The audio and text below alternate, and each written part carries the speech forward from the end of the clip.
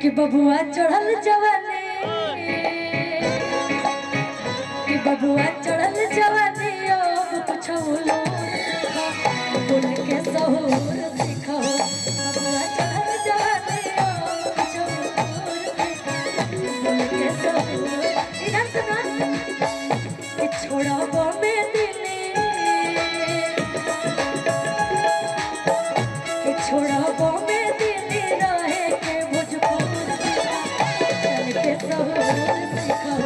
बबुआ चढ़ल जवानी अब कुछ बोल चल के सहूर सिखो।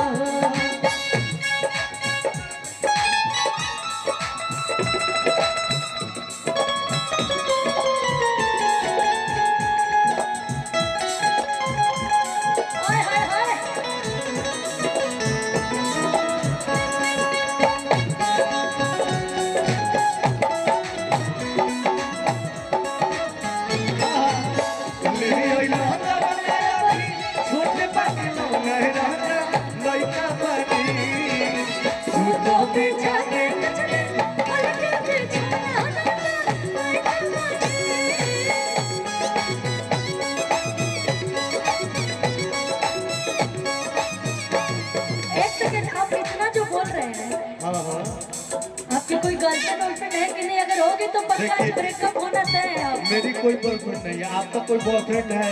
नहीं। देखिए एक गाना मुझे याद है, लेकिन मुझे लग रहा है कि आज आपका ब्रेकअप होना तय है। कि हम तोहरा प्रीतिया में दिल के दुनिया लुटा दिहल बानी। तू माना न माना ये रानी, अरे तू माना न माना ये रानी, तोहके आपन बना लिहल बानी। हम तोहरा प्रीतिया में दिल के दुनिया लुटा दिहल बानी।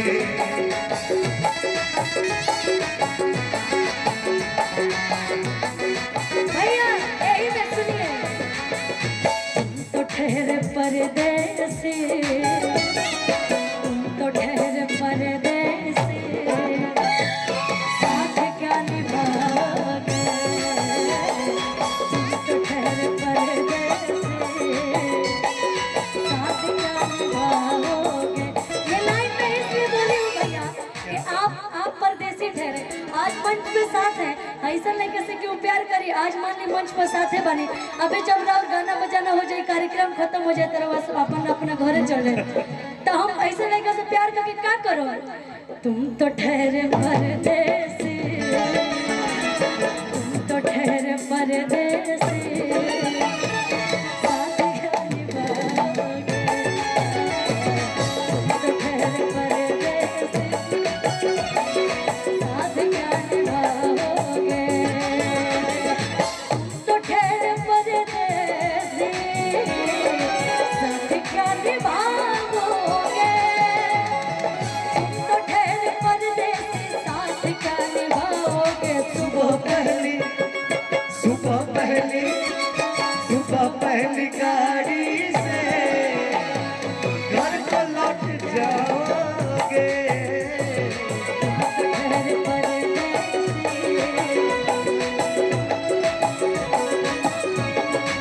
एक गाना, मेरा खत पढ़ के हैरत है सबको, मेरा खत पढ़ के हैरत है सबको, प्यार में मैंने क्या लिख दिया है?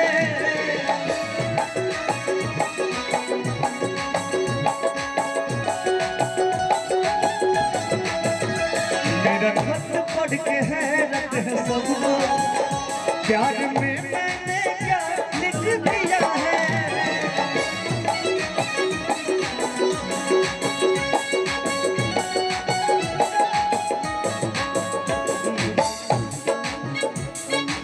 एक मिनट भैया, सुना अब सुना। मेरा खत पढ़ के हैरत है सबको, प्यार में मैंने क्या लिख दिया है? जिसको लिखना जिसको लिखना था जालिम सितमगर, जिसको लिखना था जालिम सितमगर, उसको जाने बाबा लिख दिया है।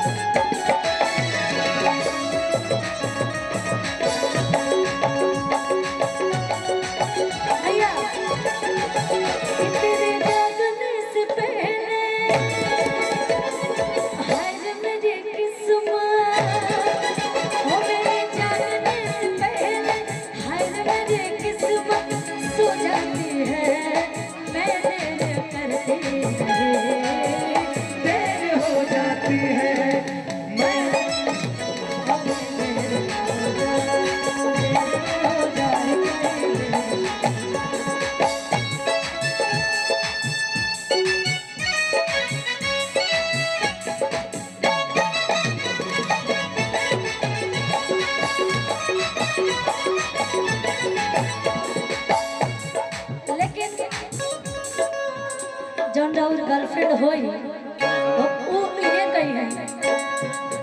भैया रोक ले, भैया भैया भैया भैया रोक लीजिए। वो ये कही है कि गर्दन पर आरे रखल छुरी बाटे,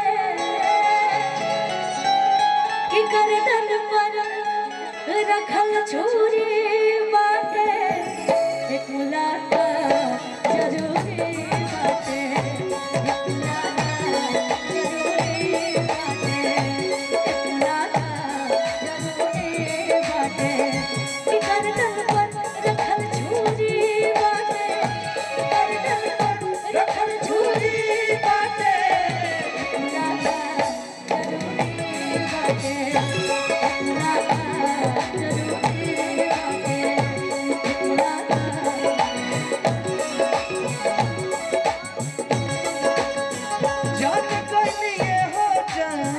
जान गई निजा, जान गई ये हो जान गई निजा, प्यार नहीं के निकल, प्यार नहीं के निकल, हाथ के लकीर में नहीं कुछ कदीर मेरा, प्यार नहीं के निकल, हाथ के लकीर में नहीं कुछ कदीर मेरा, जरूर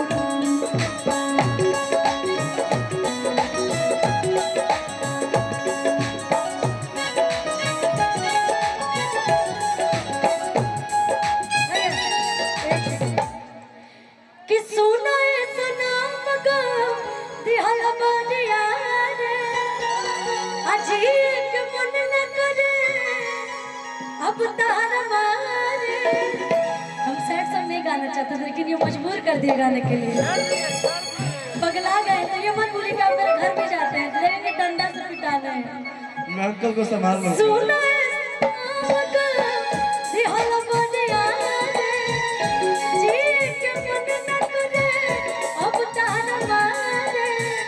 तू कइल प्यार हमसे तू तो सजा देला, कहीं प्यार बस तू तो सजा दिलू, तुम्हारे दिल हक चार जो कतई लगा लेला, तुम्हारे दिल हक चार जो कतई लगा लेला।